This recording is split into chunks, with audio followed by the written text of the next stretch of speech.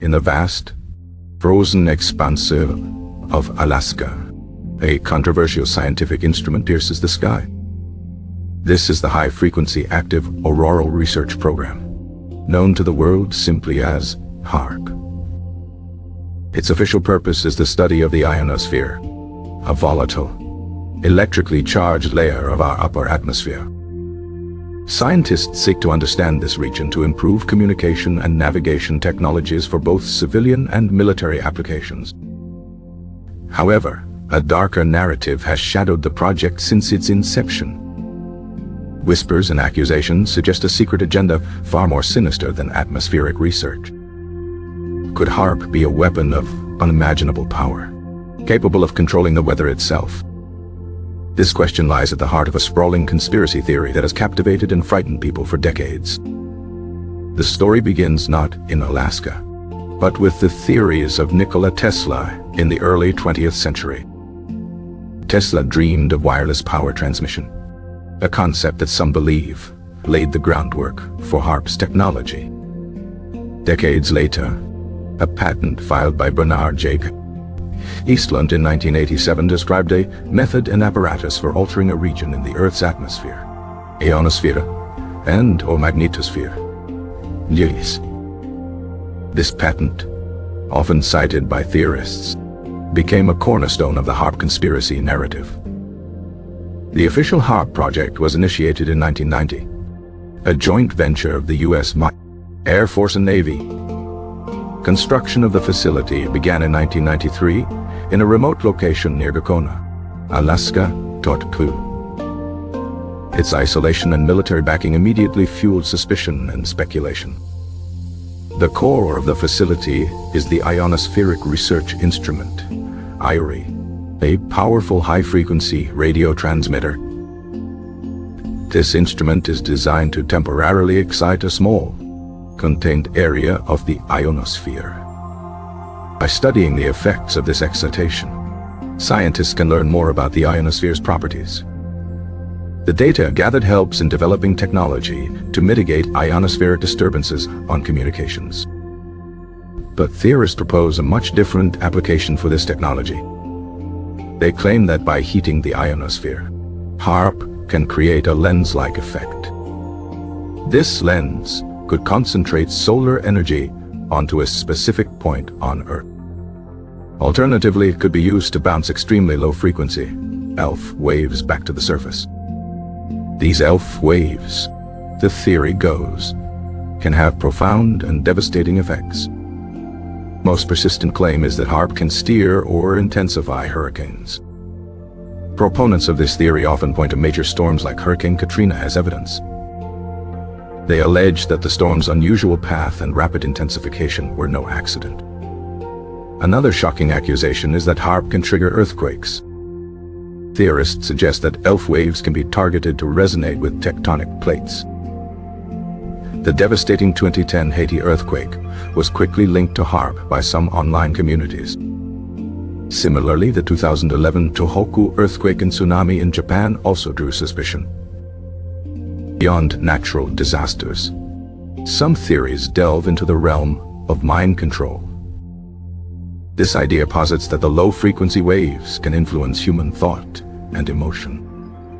It suggests the possibility of pacifying or agitating entire populations from a distance. These claims, while dramatic, face significant scientific scrutiny.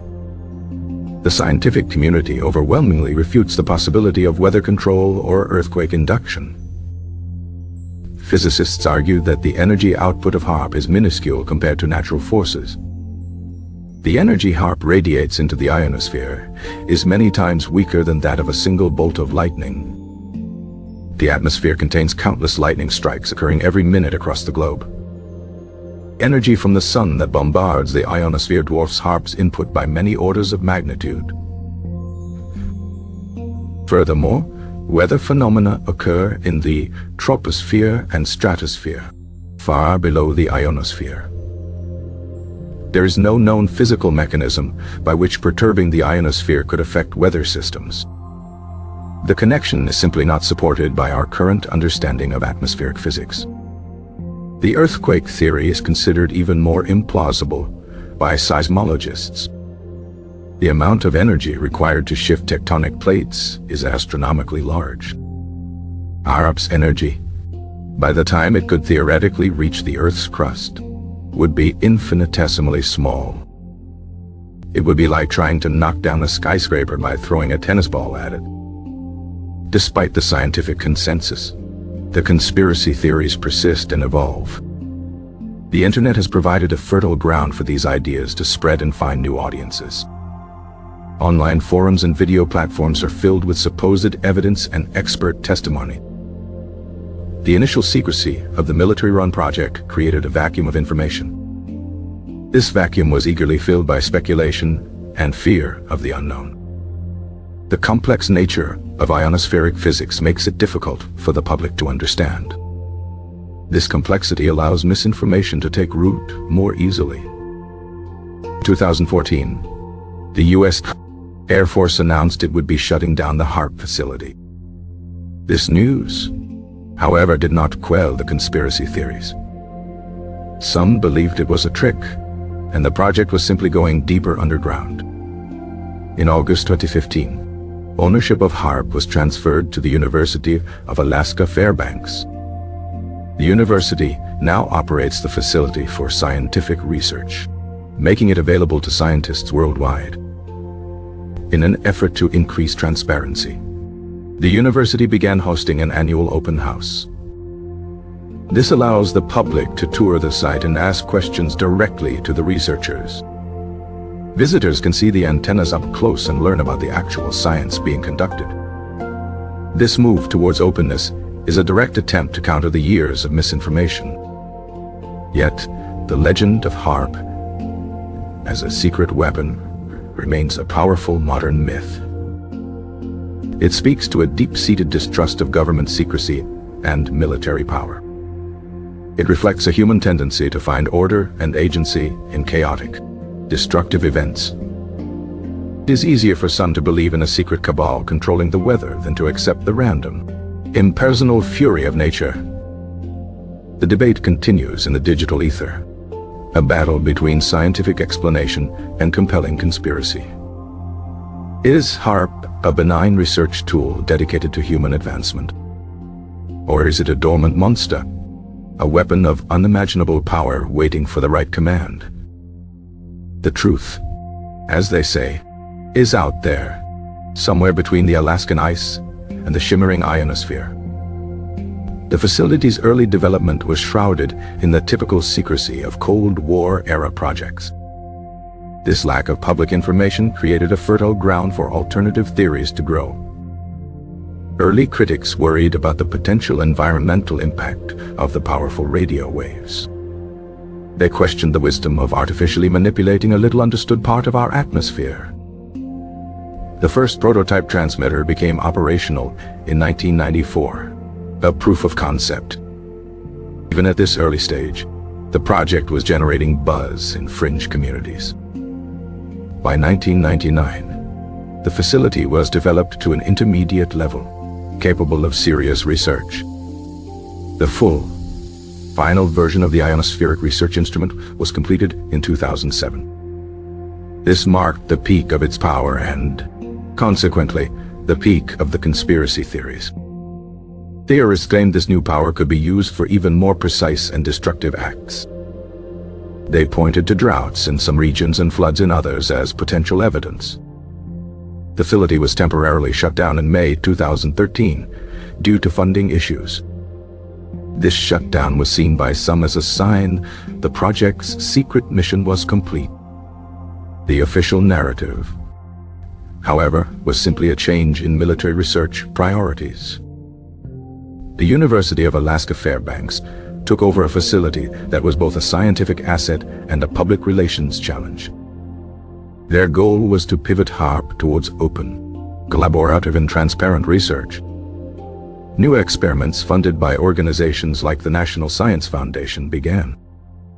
These studies focus on topics like auroral physics and radio science.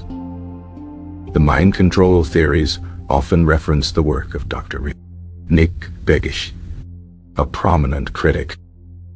His book, Angels Don't Play This Harp, became a foundational text for the movement. He argued that technology's potential for psychological manipulation was being ignored. Scientists counter that the power levels are far too low to have any neurological effect. The radio waves reaching the ground are weaker than those from a standard radio station. The persistence of the HAARP mythos is a case study in the sociology of belief.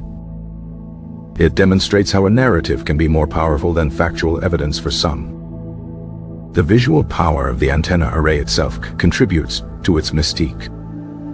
It looks like something from a science fiction film, a perfect villain's lair. This aesthetic makes it easy to project nefarious intentions onto the facility. The story of HAARP is a story of the clash between two worlds. One world is of empirical data, peer review, and cautious scientific inquiry. The other is a world of intuition, suspicion, and a search for hidden truths. The facility continues its work, largely indifferent to the storm of controversy. New research papers are published based on the data it collects. These papers contribute quietly to our collective understanding of the planet. The conspiracy theories also continue, finding new events to latch onto. Every major earthquake or unusual weather event is a potential candidate for blame. The narrative is self-sustaining, requiring no new evidence to survive. Ultimately, HAARP is more than just a scientific facility. It has become a cultural symbol, a screen onto which we project our fears and hopes. It represents the terrifying and awe-inspiring power of advanced technology. Whether it's a tool for understanding or a weapon for control depends entirely on who you ask. The antenna stands silent in the cold, keeping their secrets, whatever they may be. The ionosphere remains a frontier, a place of mystery and discovery. HAARP's radio waves are a faint whisper in the cosmic symphony. The facility's power is focused upwards, towards the sky. This upward focus is a key point often ignored by theorists. The energy dissipates rapidly as it travels through the atmosphere. The idea of a focused beam returning to Earth with equal power defies physics. This is due to the inverse square law of energy propagation. The facility's remote location was chosen to minimize radio interference. This practical reason is often reinterpreted as a need for secrecy. The narrative of a secret weapon is often more compelling than the mundane truth. The human mind is often drawn to stories of power and conspiracy. These stories provide simple answers to complex and frightening questions. Why did the hurricane turn? It was HAARP. Why did the earthquake happen here? It was HAARP. The facility's current research is open and accessible to the public online. This transparency, however, has not stopped the flow of misinformation. Once a belief takes hold, it can be incredibly resistant to contrary evidence. The HAARP story became a template for other technological conspiracies. Concerns about 5G technology often echo the same fears about invisible waves. The fear of the unseen and the powerful is a timeless human trait. HAARP is simply the modern embodiment of that ancient fear. The science moves forward, adding to our knowledge of the ionosphere. The myth lives on, a testament to the power of storytelling. So the antennas listen to the sky, and the world tells stories about them.